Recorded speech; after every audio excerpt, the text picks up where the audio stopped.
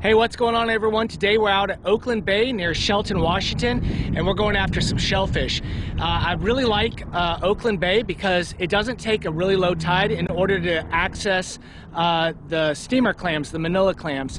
It's about a 2-foot and lower tide, and then you're into the clams. The other thing I like about it is it's my backup just in case North Bay, I'm not able to get parking because the parking is very limited at North Bay. If you want to see the video on North Bay, just click up there. There's a link in the upper right hand corner, and that'll take you to that video. Otherwise, stay tuned, and we're going to get after some shellfish here at Oakland Bay near Shelton, Washington. Let's go. Hey guys, at Oakland Bay, the best place to find these manila clams is on the southeast corner of the beach. So it's kind of down near, if you scan out behind me, look behind me, it's kind of near where the channel is. And if you look over to my right, there's private tideland. So you want to make sure that you look at the map before you go, because you don't want to be trespassing in private tidelands. There's plenty of great beach here, so we're going to start digging and get these manila clams. Alright guys, so I've just kind of scraped through and it didn't take very long. And look, I've already found 3 really nice sized clams. So look at the size of that. Look at the size of these clams right here. So these are some really nice ones. So I'm going to keep going. Whoops, that one just kind of fell through. But I'm going to keep going until we get our limit here. And it shouldn't take very long because there's already 3 and it was just a matter of a few seconds. Alright guys, and so if you keep digging, look at the size of this one. That's what you're really after. Look at the size of that clam compared to all the other ones that we've been finding. So let me just rinse it off real quick.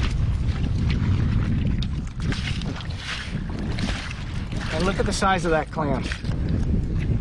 Okay. That's a really nice one. So that's what we're after today. Alright guys, hey, if you haven't done so already, make sure you hit that subscribe button and the notification bell, and be sure to give this video a thumbs up if you like it.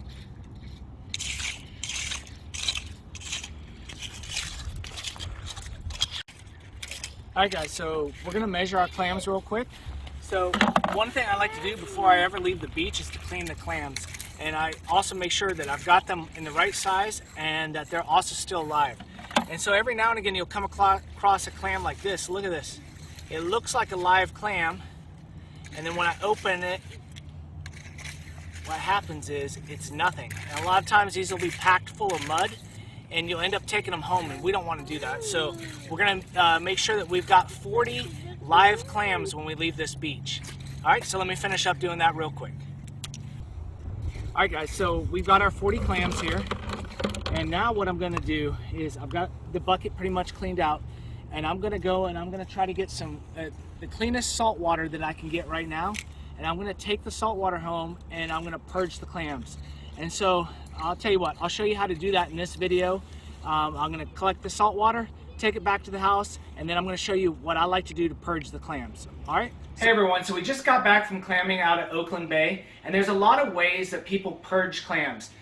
The way that I do it is I grab salt water while I was out there, and I brought the ocean water back with me. And all I do when I get home is I just take the clams, so there they are in the bucket right there. All I'm going to do is I'm going to take those clams out, I'm going to pour that salt water off, I'm going to scrub the clams clean in the sink under fresh water. Then I'm going to put the clams back in the salt water and put it in the refrigerator overnight. That's it. And the next morning when I wake up, there's going to be sand and stuff because they're going to continue to filter the sand and stuff out of their bodies. And I just clean the clams one more time, rinse them off with fresh water, and they're ready to cook. So that's how I like to purge the clams. I'm going to show you how I do it really quick. Alright, so now I'm going to pour that salt water off. And normally what I would do is I would just get a couple of milk jugs and rinse them out and clean them.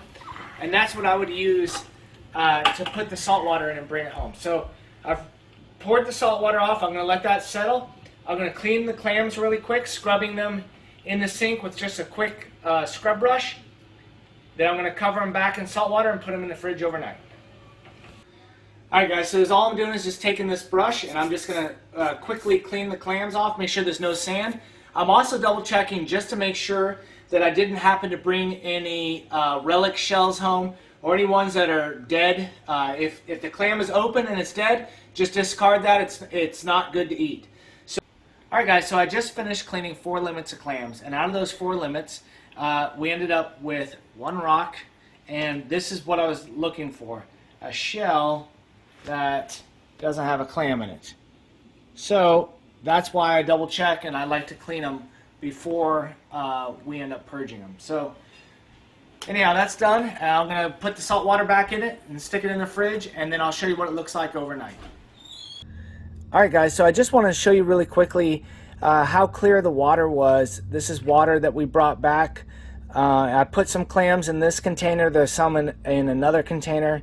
But you can see they're kind of moving right now, and they're getting ready to start purging themselves.